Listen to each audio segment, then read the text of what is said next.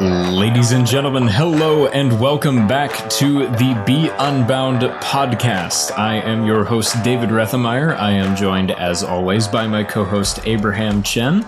Abe, this week there's an episode of our conversation series where we are joined by special guests. And who do we have this week? Hello, David. Today we are talking with Sami Cone. She is one of our speakers this past year, once again, at Apex. She also runs a ministry where she has done a lot of prolific work, all the way from her own TV show to interviewing different people and celebrities. She has written a lot. I will let her talk about her own ministry a little bit, but it was very insightful and cool to sit down post hearing her talks at the conference and really dive deeper into how she prepares herself, what she's learned over the years, and what questions we should be asking. Sounds like a fantastic conversation, but we'll let the listeners be the judge of that. With all that being said, please enjoy the episode. All right, here we are with Sami Cone. Welcome to the Unbound podcast. We're so happy to have you on. How are you doing? I'm well. I'm really excited to be joining you and everyone listening and watching today. Thanks for having me. Yes. Tell us about where you just were. I know you were on a cruise in a hurricane recently and all that. That sounds like a fascinating story. So if you don't mind, tell us a little bit more and what's going on with you? I feel like we should just leave it at that. I was on a cruise in a hurricane. This sounds like a really interesting game of two truths and a lie. I was on a college campus. Yes. I was on a cruise during a hurricane, and I'm spending time with Mickey Mouse. But those are all truths. So yeah, I just got back from being on a cruise ship during Hurricane Ian, and as scary as that sounds, it was actually a safe place to be. I was mentioning I lived for some time in South Florida, and my mom and my aunt live in a mobile home there. And so ironically, I felt like the cruise was safer than where we were because a boat can move away from the storm and the dangerous spots. But those in Florida obviously are in all of my prayers because you can only run so far. So it was a nice time. It was really more to relax and spend time with my mom. And I'm just learning from those who are unfortunately starting to lose their parents. People my age are, that's just the fact of life. And so when those opportunities present themselves to spend time with the people that you love and care about, I think you have to take them. And I'll be the first to admit there's a lot of guilt that comes in. There's a lot of like, I should be doing this or I shouldn't spend the money but I think it's one of those things. It's like when people say, well, I'm going to wait till I have more money to have a baby, after they get married. It's like, you probably will never have enough money to raise a baby that you like the way you think you will. And so when it comes to just, like I said, doing those things that are important, especially when it comes to relationships, you just take advantage. And when you can, use a Florida resident discount and a last minute code, it doesn't hurt to get that deal. But yeah, so I did that, and I was visiting my daughter for Parents Weekend at University of North Carolina in Chapel Hill, which is where I got my master's degree. So it was really sweet to go back. Goodness, I guess almost 25 years later. Yeah. And see her there now. So that was really fun. It's interesting that you mentioned that. I I did a little bit of research before this, and I remember reading a lot about the different things that you've done. I didn't realize, or at least I might have missed, that you had a master's degree. What do you have a master's degree in? So my master's degree is in communication studies, interpersonal and organizational communications, to be specific. And I almost have a doctorate degree. I don't say that because I feel that kids kind of kept me from, I blame it on my kids. I haven't finished my doctoral work in education, a doctor of education as well. But yeah, the master's was my way growing up the way that I did, with my father was Jewish. I come from a long line of lawyers.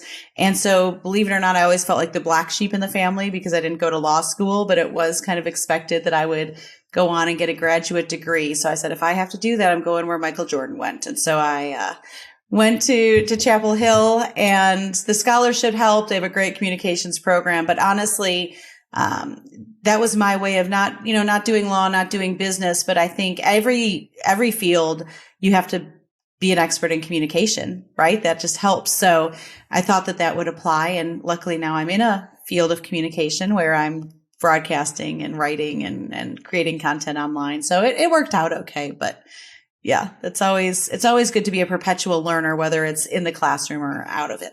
There you go. We might have Dr. Sami on the show in a little bit. So exciting. Well, and when I first worked, I worked at a university in Florida after I was a tennis pro. So kind of in my mid-20s, I was working at a university down in South Florida, and I was the director of cultural arts. And I joked with my dad because I hadn't finished my doctorate. I said, if you take all the vowels out of director and squish it together and say it real fast, you could just say your daughter's a director. And so it kind of sounds like doctor. It's not quite, but if you wanted to make your sound better to your friends, it's somewhere in the middle there. So I guess that's a really good transition to just update us a little bit on the different things that you're working on right now, especially for those who may not have had the opportunity to hear you at Apex. Just give new listeners an opportunity to learn a little bit more about you and what you're doing at the moment. Sure. Well, I host my own 30-minute lifestyle show on the CBS affiliate here in Nashville called The Sami Cone Show. And that came out of over a decade of doing TV and radio here in Nashville. I'm known as the frugal mom, and I'm using air quotes for those of you listening and not watching because that is my name. And that is really who I am. I've just always grown up helping people. I like to say helping people live better on less and make more memories with their families. So the show takes that to another level where I always try to share money saving tips, but also what I have found to be my passion. And I'm proud to say what I'm good at is doing what you all are doing now is interviewing people, helping to share stories of others in unconventional ways. And what I mean by that is being here in Nashville, I get to interview a lot of artists, whether visual artists or musicians, chefs, art takes on a variety of forms, and not just talk to them about what people might expect in their craft, but the story behind why they do what they do or what led them to creating their work, or even what led them to doing something different in a different season of life. Because I find that there's a lot of great people doing great things, but a lot of times we want to listen to or watch or participate with the people that we can resonate with. And so if we don't know the story behind the why, it makes it harder to do that. And that's why I always encourage, especially young people like yourselves that think, oh, we don't need another fill in the blank. We don't need another podcaster. We don't need another author. Well, we do, because no one's ever done what they're doing with the experience that you have. And you never know who that's going to touch. So I just like to consider myself a storyteller. And I have the fortunate ability to be able to do that across a variety of mediums, mostly video and broadcast TV, but also through online content as an author, and most importantly, as a wife and a mom. 100%. And I love how, as you mentioned, you've been able to interview so many people. Talk to us as Unbounders. And I mean, I'm taking this a little selfishly as myself and David. I would love to learn more about your skill and how you interview people. But I do know many others, even though they're not in the media fields. Again, as you said, communication is so important. So what are some of the ways that you found that has been helpful to kind of draw questions to ask people and get them talking about their story? Give us some tips about interviewing. A And I will say it is important because a conversation is an interview, right? Whether you're talking to your grandfather or whether you're in a job interview, hopefully we become better listeners than we are speakers in some ways, right? The old adage of God gave us 2 ears and 1 mouth, we should be listening twice as much as we're speaking. And so I think when we're interviewing, again, the goal is to relate and to listen and to understand rather than being understood. I think too many of us approach interviews and conversations in general with the goal of, I need you to understand me, as opposed to, how can I help understand you and what you're going through?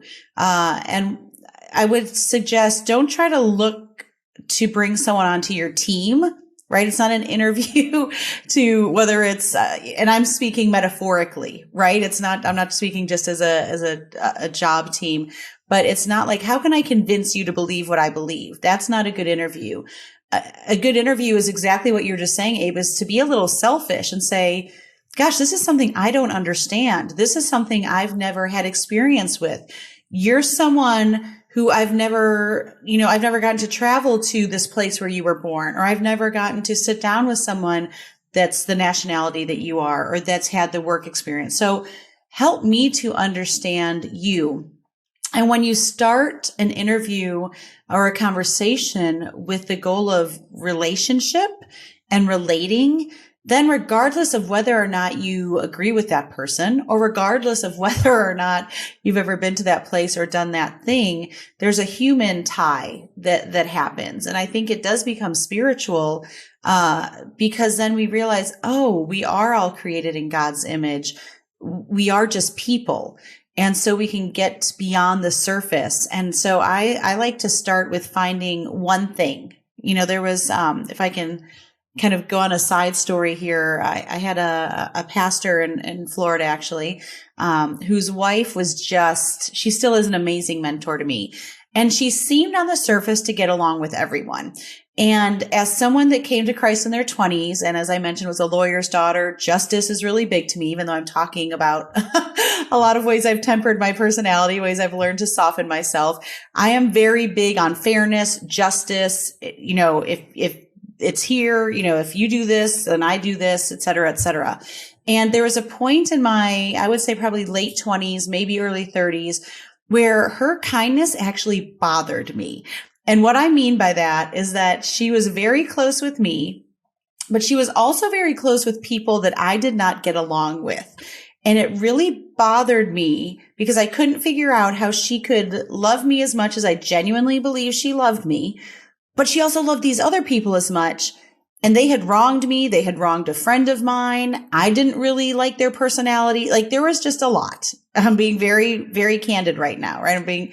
And so at one point, I finally went up to her after church one day and said everything I just said to you. Like, I don't get it. How can you love me and love them? And she said, it's easy. I'm like, please do tell. Share with me how easy it is. She said, I can find one thing that I like or at least appreciate about everyone that I meet. And it's exactly what I was saying. It doesn't mean we have to be best friends. It doesn't mean we're having dinner together every Sunday night. But I can find one thing and then I focus on that one thing. And then hopefully that brings me to something else. And you build from that. And so that would be my advice is just find one thing. And sometimes it's as easy as, hey, your glasses are so cool. Where did you get those? Or, David, like, I just love your style. Like, just the way that it's just something that it may seem superficial, but it just shows someone that, I'm superficial in the sense like it may be a surface level. You're noticing something physical or, oh, your eyes are so, amazing, whatever it is.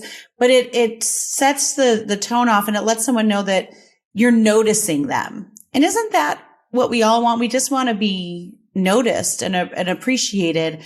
And so you don't know where that conversation can go, but it's not coming into a conversation saying, oh, I'm so busy and I'm so tired and I'm, basically communicating I'm more important than you. And why haven't you noticed these things about me?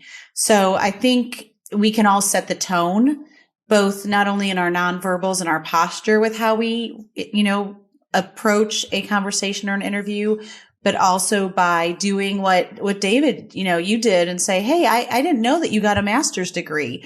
And just that one thing allows me to start talking about not just my education. Allows me to talk about my daughter because that's where she happens to be going to school. Allows me to talk about my insane love of all things sports, especially UNC basketball, and growing up as a Chicago girl and, and my love for Michael Jordan and the Bulls. And you just said one thing, right? And that opens up all these things that maybe, hopefully you and I can relate to on some level. No, that is really cool. I really appreciate that. And just seeing how you, interacting with you at Apex, how you find things about other people and finding things that are interesting. So yeah, I really appreciate that. So you also mentioned during your talk at Apex how it is important to find some of these skills that are unique to you. And like you said, right, we should, or you encourage people to do their podcasts, to write, to have their voice because it's from their perspective. Has there been anything as you've kind of gone on your journey and done so many different cool things? Has there been something that you found that has been helpful for you to discover what you're specifically good at, some of the skills that like connect with people? And once again, we've been able to interview the other Apex speakers. It's really cool to see how they kind of find their groove, find their skills, what God has given them along the way. What about for you? What would you say to those listening? Yeah, there's something that I've developed called the cycle of authenticity, and it really helps people it's the nature nurture in a sense, who they were born to be, right? Things that you'll hear it all the time. You'll meet a musician and they'll say, their parents will say they were banging on drums from the time that they were one, or they were taking spoons and turning them into guitars as a baby. Or I just heard an interview with the Ravens kicker, who, they said, when he was 6, he was, like, I wonder if I can kick this football through a tree branch that's shaped like a Y, right there. So there's some of that where it just seems like, wow, they seem like they were born to do this. And then you meet other people. My husband, for example, that's made his life as a touring musician. He didn't pick up a guitar or a bass until he was in high school, which seems really late to be doing that. But I think hopefully when you really become, where you find that passion that becomes a profession is where those overlay of there's something I've always been interested in, fond of, had an affinity for, had a talent for. And then as I've met people that I really gravitate towards, and as I've gone through school, I've learned that I'm good at that. For example, I've applauded you guys for your skills in media. Like, I hate editing. I just hate editing, and I work in video and I have to edit a lot of video and I just don't love it. And I was asking my husband for help. He's like, this is so cool. This is so fun. This is such a neat creative work. And I was like, oh dear God, shoot me now. And that doesn't mean we always get to do things that are fun, right? Just like I was telling my daughter as a freshman, she's like, this is hard. I'm like, yes, worthy things and worthwhile things are hard. But as you do more of those things, you realize, like, where has God given me, my talents to pursue? And what are things that, if it's going to take me 20 hours to edit a video and I could pay someone to do it in 2 hours, that's worthwhile. Like, that's worthwhile so that I can spend more of my time doing what God has really created me to do. And I think that just comes from practice, right? You don't know that until you do that. But I think some of that is really, one of my spiritual mentors said, I had access to the best teachers in the world. And was like, wait, you didn't grow up with a lot of means. You didn't, how did you do that? She goes, I read their books. I read their stories. I listened to interviews. So we don't always have the access that we think we have, or we may not have the finances or the resources. But the more that you read about people's stories and then actually learn from that, I think that helps people discover who they are as well, right? Kind of like what I was saying before of just starting. You begin to see, what is it that I gravitate toward, and what is it that people tell me I'm good at? I think that's a worthwhile. If there's people that you love and respect that compliment you and say, wow, no one can do this like you do, or no one paints like you don't just have a gift for painting. You can, put colors together in a way I've never seen. Well, then maybe it's not just you become a painter. Maybe you become a graphic designer, or maybe you do interior design. Maybe right? Because sometimes the things we love to do don't make us money. Let's be real. So sometimes there's that, we have to use our gifts to help make us money while we're discovering what it is that we want to do that feeds our soul as well. So there's a little bit of give and take, but if I could say any of that, it would be just start. I think I may have even said it Unbound. Someone suggested I do a podcast over a decade ago, and I let the negative voices say, God, how am I going to do that? I can't just do that with my phone. Well, spoiler alert, you can just do a podcast with your phone. Like it might not sound as good as it's sounding right now, but you can. And I think for those of us that have the paralysis of analysis, where I can't tell you how many websites I've almost started that I haven't because I didn't get the color scheme right, and because I didn't know what font to use on the title, and because I spent too much time on, name checker trying to figure out which iteration of the domain to buy. And then it's like, it stole the joy, right? Like I gave up. And so if you think you want to write, start writing. And then be vulnerable enough to let someone read it and say, would you read this for content? Let someone else read it for editing, for punctuation, and just say, like, is there something here? And I think, my book even is a perfect example of the book that I wrote started out as a children's book that started out of a really, what I thought was a failing parenting moment I had years ago. And it developed, I talked to someone I knew that was in publishing. She said, I think there's legs to this. I want to introduce you to an agent. The agent actually ended up introducing me to another agent because they felt like they weren't the right ones. That agent said, this is good, but I think it should be a nonfiction book, not a children's book. So really from the time where I feel like God kind of downloaded this fable into my head, to the time where the book came out, there was probably 7 years in between all of that of just working through those different iterations of things. So you don't know until you start. And if you're open to things not looking the way that you think they're going to look or sound or come about, you could be pretty successful. You just never know. Yeah, that will preach right there for sure. There's a quote that I don't know who to attribute it to that runs along those lines. That is, comparison is the thief of joy. In that, I think, especially in the social media age, especially for those of us who are young people, will see just like the 1% of the 1% of young people who are just doing these incredibly amazing things and are just able to accomplish so much. And it seems like they're doing exactly what they're meant to be doing. And then we can just end up looking at our own lives and going, well, how in the world am I supposed to get there? How do I do that? And it's comparing our journey to someone else's journey isn't fair to either people involved. And it's ultimately a matter of finding where God has gifted you and how you can be faithful in where he's placed you and what he's given you.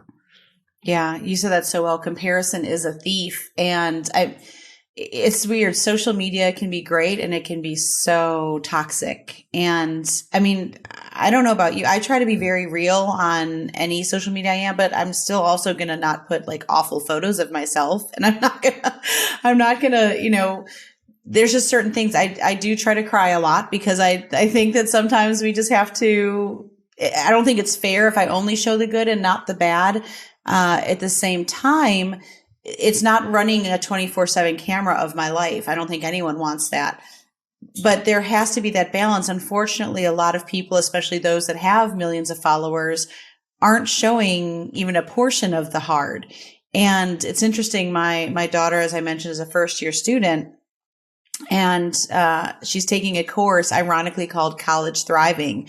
And kind of the subtle joke in our conversations has been like, I don't think I'm college thriving. I don't think I might get an A in the course. I don't know if I'm going to pass the actual, to say I'm thriving in college life. Yeah, the life result. And she said one of the videos she had to watch was of seniors who said, like, if I look back on my freshman year, I was so lost. I was comparing myself. Like, for some reason, everyone thinks that everyone else has got it together. right? Everyone think, and especially as a freshman in college, whether you're at a university or anywhere else, there's this expectation, say like, I'm great, and put on the school colors, or put, like you go back for homecoming. We're recording this in October. There's a lot of homecomings going on. So you go back to your old high school and you want to prove that you either did what you said you were going to do, or prove the teacher wrong that said you couldn't do what you said you were going to do, or whatever it is. And in that, you fail to realize that like, not only do I not have to have it all together, it's okay to say I don't have it all together. And she said all of these videos she watched of these seniors, none of them were really content, I guess, for lack of a better word, their freshman year. It doesn't mean you can't be, but a lot of them were struggling. And she's like, but I'm looking at all these freshmen and everyone is acting like they're not struggling. So why can't we be honest? Why can't we be more truthful? And I would just encourage anyone listening, one, wherever you are, just don't be afraid to ask for help, first of all. And that's why it's important to do whatever it is you feel like you need to do, because people need to hear and see the struggle, right? I think, I was asking the guys, how are they so good at what they're doing? And I think it was Abe, he said failure. Like I've learned how to, you fail forward, as John Maxwell would say. You do something wrong and then you get up and you figure out how to do it. But the other is to just realize if you can stop. And again, if I can be really candid, in my last counseling session that I had with my therapist, I even said to him, I'm like, I feel like something's wrong with me right now. And I'm a pretty confident woman that loves the Lord, that has a lot going for me. And I just said, like, I feel like something's wrong with me. And he said, okay, thank you for being vulnerable. There's nothing wrong with you. That's a lie. So what I need you to do is write down all the things you know to be true about yourself, right? So this is someone that, again, I'm seeking therapy, right? I'm seeking a good Christian counselor that can talk to me honestly and mirror back to me the truth. This might just be something that you ask a friend to do, but he said, I need you to write down the things you know to be true about yourself. And he started listing. He said, you're kind, you're true to your word, you're a good mother, you care about people that are less fortunate than you, and it was just different. And I'm not saying all that but what are the things that when it's dark, and I'm going to preach on something else. Like, there is something that happens when the sun goes down, people. Like my mom always used to joke and say, nothing good happens after midnight. There is something that happens when the sun goes down that makes it harder to believe the best about ourselves and others. I don't know what it is. It just is. And so I would encourage everyone to make that list, whether it's about you or whether it's about someone. Like for me, I'm making that list about my spouse as well, because it's harder for me to believe that they're for me and not against me when we're in an argument, or when it's dark outside, or when it's late at night and I'm tired or I'm hungry, or, list any other condition that's not optimal in those times, so that in the moments when things are tough, I can then go to that list and look at what I wrote in the truth, in the light, when things were good. And so that's something that I think we all need to do for ourselves, whether it's in business, whether it's in our spiritual journey, whether it's in friendships. Take the time when you are feeling good, when you are feeling optimistic, when you are, in a healthy spot, and look at those goals and make those lists about yourself. Make those lists about Jesus, because there's times when it's like, God, are you out there? Like, if I've asked this, I would imagine most of us have asked the question, like, if God is real, then why does fill in the blank happen? Right? We've all had that moment. So in the times when things are, and good is such a ubiquitous term, but in the moments when things are hopeful, in the moment when the light is out, make those terms about who God is and who you are in his image and who you know yourself to be, so that when the darkness inevitably comes, you can then turn to that. And even if you don't feel it, this is what I need you to hear. Even when you don't feel it, and even when you don't believe it, especially when you don't believe it, you speak those words out loud, because I've read and I believe there is something about saying it out loud Not just reading it, not just thinking it, but saying it out loud. There's something powerful when we speak the truth, not just over ourselves, but over others, that helps us to stand firm, not only in our faith, but in the foundation that God has created us to stand in, that helps us to regulate our hearts, regulate our breathing, and bring us back to the place that we need to be in. I may have gone far off of that question, but I just felt like someone needed to hear that. That was today. amazing. No, I appreciate that. So thank you. You're welcome.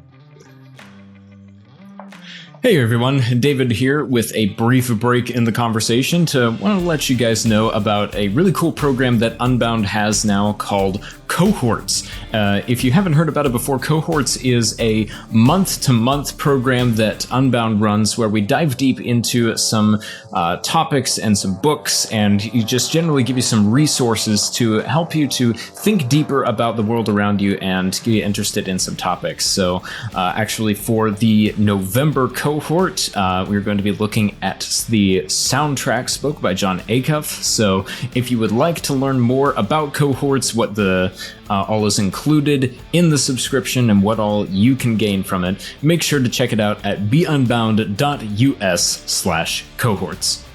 Now, back to the episode. Yeah.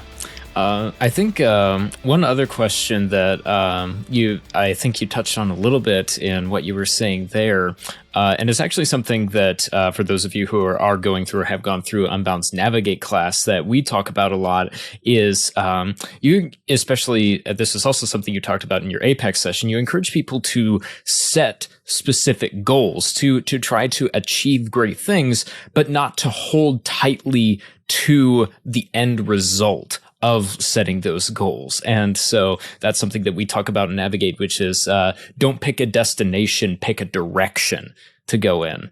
And so I would just love to hear more of your perspective on that specifically. How do you say is a good way to find a balance between sticking to your goals, but also adapting to life's challenges and being flexible in that at the same time?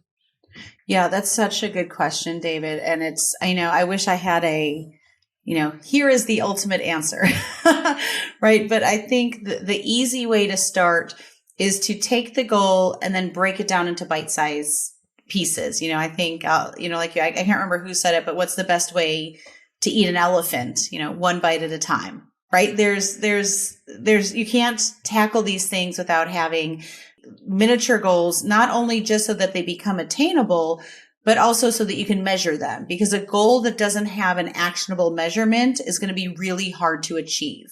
And so I think at Unbound or at Apex, I use the example of writing a book. For example, I had to write 60,000 words. That's a lot of words. I mean, even for those of us that love to talk and love to write, that's a lot of words, especially when you have to do that in 3 months. Well, what does that look like? Okay, well, that's 20,000 words a month. So if I'm working 5 days a week for 4 weeks, that becomes, 5,000 words a day if I want to do that. So, okay, well, I don't know if I just did the math right there. 5,000 words a week. 5,000 words a week. And then that becomes 1,000 words a day. It's like, well, that's doable. But if I just say I have to write 60,000 words by the end of the year and I don't ever put a measure on that, all of a sudden it's going to be New Year's and I'm going to say, oh, I'm in trouble, right? There's no way I can do that or do it well. I could maybe do it. I couldn't do it well in that short amount of time. So I think the first thing is to say, one, question your why. Why do you want to reach this goal? And what do you want to do on the other side of your goal? And that's something I didn't get to talk about so much at Apex is it because it's expected of you? I told you earlier about it was expected, I go to grad school. Is it just because it's expected of you? Because if it's a goal that someone else is putting on you that you're adopting, that's going to be harder to accomplish, right? That it's probably going to be harder for you to get there. So why are you wanting to do it? And what do you hope to see as a result of the goal? Because then that's going to be more of that motivational force. Because if it's to get your bachelor's degree so that you can go on to get your medical degree or something, right? Is it a stepping stone? Because sometimes, like we said, sometimes the goals themselves aren't always pretty or fun, but they're a necessary means to an end. But when you can have those, that helps you to achieve. The other is to make sure that you enlist the right people to help you. And so some of these things you're not going to be able to do yourself, right? Especially when you're in school, right? Or you're in a program to learn something you don't know. That's why you're there, right? And it's so easy, especially for the younger generation, to get frustrated of like, oh, I don't know what I'm doing. And I'm like, you're not supposed to know what you're doing. You're 20. Like, that's the whole point. Like, and even if you know a little bit, hopefully you'll know more. Most of us didn't know what we were doing in general at 20, much less in our field of study or our profession. So the point is, who is someone around me that I can tap into to help me reach my goals? And that helps for two things. That helps for, accountability, but also for proficiency. And so if you don't put anyone in your circle that can tell you, hey, you need to tweak this, or you might be doing this wrong. Can you imagine, like, if I was writing a book let's say I was writing a book and I wrote it in French and the book needed to be in English, and I write 60,000 words and someone's like, oh, sorry, I thought you knew it was supposed to be in English, but I didn't put anyone in along the way to check me. That would be really frustrating, right? If I learned how to edit videos on a Mac and realize, oh, sorry, our TV station only works in, I don't even know what else that's it's so sad, but if we only, or, you learn how to do something on one program on Quark and it's like, no, I need Logic.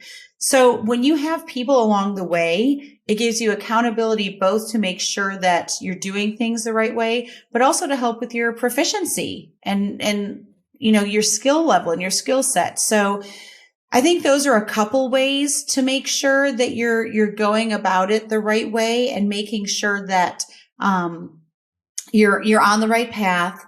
When you want to kind of reach that milestone, and then at the same time have the accountability and also the celebration along the way. It's okay to celebrate at 20,000 words, even though you're not at 60,000, because that motivation is going to help you get to that, whether it's weight loss or, hey, let's celebrate the end of the semester. Our kids, we always go out to, I love when I'm doing things with my hands and I feel like I'm playing a bad game of charades on the audio podcast, but like the Japanese steakhouse where they're flipping, they're doing all the like hibachi or whatever. Yes. Yeah, like hibachi. Thank you. Hibachi.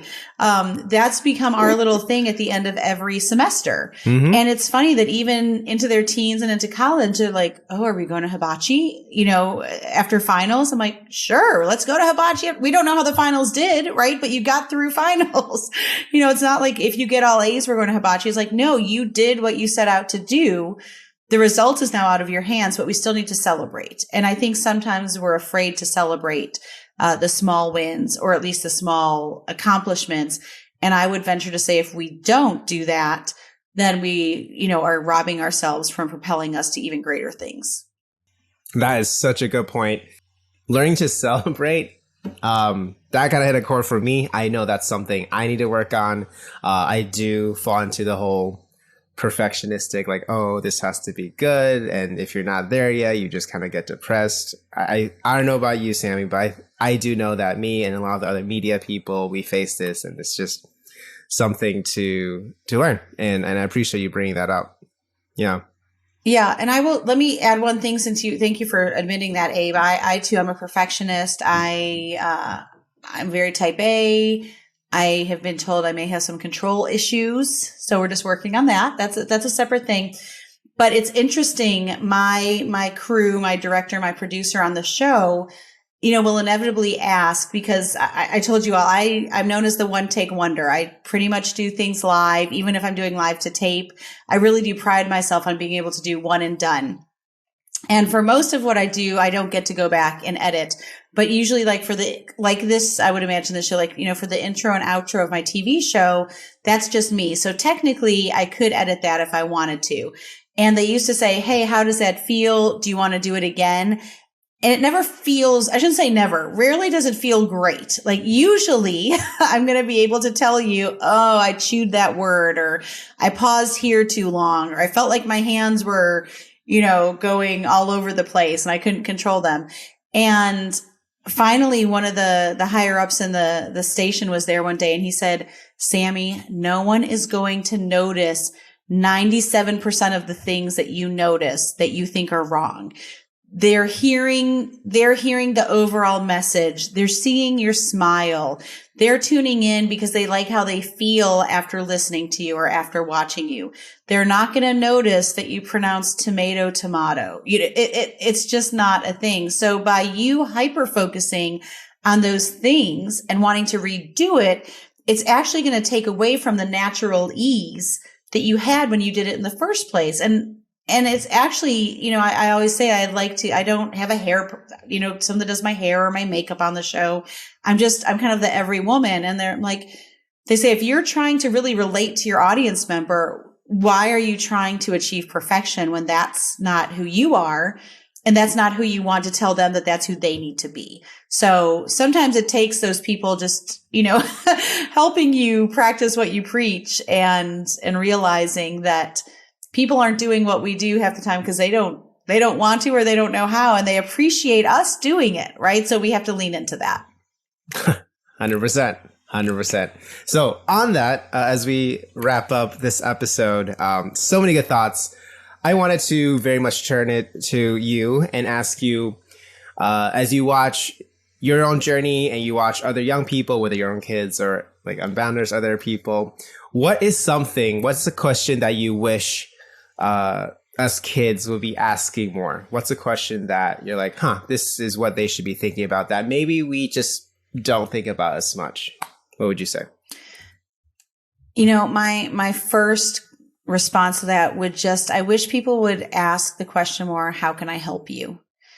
I think we assume so much about others. And as a woman now that is almost 50, I wish that I had laid aside some of the assumptions that I had made about others. I kind of mentioned that in that conversation about my pastor's wife about, the fairness, the equity, this. I'm learning now that I don't have the answers. I will never have all the answers. God did not make us to have all the answers. And I think if we can just lay aside some of those preconceived notions and say, how can I help you? Anyone that's ever done a missions trip, anyone that's ever volunteered, I think we find when we do those things, we often benefit more than the people that we are serving. And so if you can humble yourselves to not only say, how can I serve you? How can I help you? But then also ask yourself the question, what would it mean and what would it look like for me to receive help? Because our pride gets in the way. So we have to lay down the assumptions, but also lay down our pride because we're afraid that if we admit we need help, then we're not as good at all these things we're trying to be good at, right? And that's part of when you're, especially, I don't know if I've ever met such a driven and entrepreneurial group as I did at Apex. It's really admirable. At the same time, you guys could pick up that moniker and run with it and be like, wow, Sami told me we were really good at this. And so I can't admit that I'm not good at something because that's going to change her vision of me. And really the opposite is true. When you're willing to say, as I told you all, I'm proud to say that I'm a skilled interviewer. I really do believe that. There's other things I'm really not good at, and I'm okay to say that. For instance, even when people were wanting to advertise on my website and someone would say, oh, I want to buy a banner ad on your website. And as someone that had a website before anyone really knew that blogs could be a business back in the early 2000s, there was part of me that really wanted to say, yes, please give me money to put something on my blog. But in my core, I'm like, that's not what's going to be a good return on their investment. I do well when I get to tell a story. I do well when I get to write pieces over a period of a few months. So to just have that, I might have gotten a quick dollar, but I probably would have lost a long-time partner. And so they could have looked at me and thought like, well, she's dumb. She's not taking money, or she's admitting she doesn't get as much traffic as someone else, or she, fill in all the blanks. But for me, I found that in admitting what I'm not good at, but then infusing it with, but here is what I am good at, or here's where I can serve you, right? That's, to me, it's serving someone. Then whether or not they choose to work with me or not, I still have my integrity at the end of the day. And I know that I've served them well. So I think if everyone listening could just say, go out and say, how can I serve you? You're going to be able to learn about not just your audience or your friend group or your town. You get to know about the world at large when you start reaching out to individuals in your community that maybe you might not otherwise associate with. And that might just sound like, well, that's a bucket of volunteering. No, I would say that that's how you're going to meet someone or have the opportunity to learn about someone else that's actually going to help you learn more about yourself. So I think if you can posture yourself to be that learner, and then to take the extra step and not just like I'll do so often, take notes feverishly at a conference and then throw the notebook aside as soon as I'm back and never look at it again, but actually have those conversations and then go back home and reflect, or have that mission experience and then go back home and reflect at what you wrote in your journal, or actually follow up when you meet someone at an event and say, oh, let's keep in touch. You know what? Actually keep in touch. I'll call everyone. I don't know if I've heard back from anyone at Apex that I said I was willing to help. And I'm not saying, and I say that just in honesty of, there were people that approached me and asked for help, and I'm willing to help. And that could be they got busy. Someone could have lost my email. Someone could, all those things could happen, but don't be afraid to follow up both with whoever you're working with, but also with yourself. Make those appointments with yourself. Put it on your calendar if you have to actually say, this is important enough for me to not cancel, because we know, like, I'm not going to cancel this podcast. Well, I did delay the podcast because I went on a cruise. I did, but I'm here. Right. But we won't cancel when it comes to other people, but we're really quick to cancel on ourselves. And I find that so interesting that if we can't value ourselves enough to do what we know is important for us, what makes us think that anyone else is going to listen to us or want to partner with us when we aren't putting that same value on ourselves? So that's my soapbox. Well, I think it was a very worthwhile soapbox for you to get onto, because that was very, very helpful. And it's a perspective that I think especially those of us in our community will very much appreciate. And I think that just about everybody listening will, I think, along with Abe and myself, very much have appreciated this episode. And so, Sami, for those who might be curious to learn more about you and the different things that you do as we wrap up today, where can they find you? Give us some resources of where we can see and hear more from you, if you would like.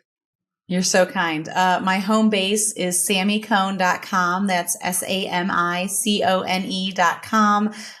You can find me on most socials at the Sami Cone, not because I think I'm the only one. There was actually another Sami Cone somewhere when I got back on Twitter back in the 2009.